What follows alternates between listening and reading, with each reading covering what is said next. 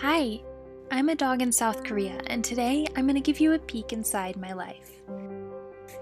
For most who enter this world, the first day on planet Earth is a happy one, filled with love and celebration, and for the really lucky ones, a warm blanket, a family, and a home.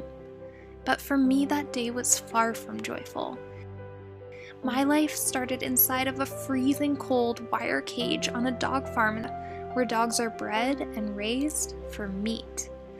The cage was covered in poo that was so old it had built up in hard piles around the cage, and it smelled horrible.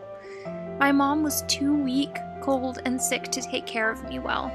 My siblings and I would desperately try to drink her milk, but she had little to give. One day, Mom stopped moving altogether. I nudged her again and again, trying to get her to respond, but she didn't. Day after day, she became less like Mom and more like the grub that was collecting in the cage. This is where I grew up. About once a day, a man came to feed us, but our food came straight out of the garbage can. There are things in there that I didn't want to eat.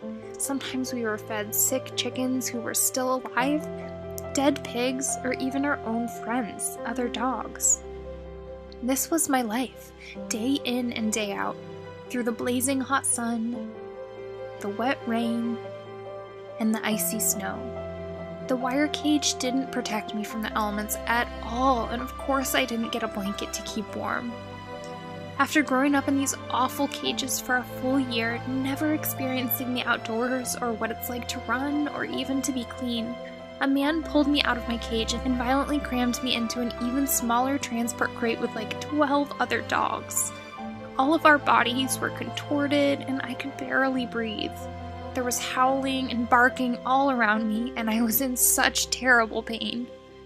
Then they started shoving this pipe into our cage to try and make more room for more dogs. The dog next to me let out a huge scream as he was jabbed by the pipe, and he started to bleed. Then they grabbed our cage and they threw it onto the truck like a crate of potatoes, and we landed on top of countless other cages stuffed with dogs.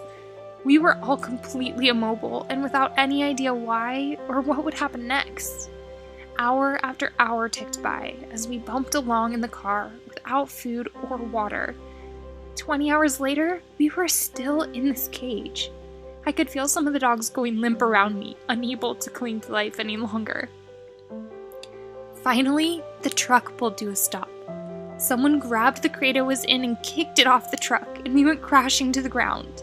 Many of the paws and the tails that were sticking out of the cage were crushed and broken. Within moments, more cages packed with dogs crashed down on top of us until the truck was totally empty. Then I watched from inside my cage as the men grabbed dogs and hung them up, beat them, and killed them. I closed my eyes as I saw my brother hung up and beaten with a pipe. I wanted to help him, but I could barely even move. Then one of the men came toward me. Terrified, I felt metal prongs close around my throat. I was torn out of the cage and dragged by my exhausted body against the gravel. He hit my head with a pipe and threw me onto the table. I tried to get away, but the man held my face down so hard as he came toward me with the knife.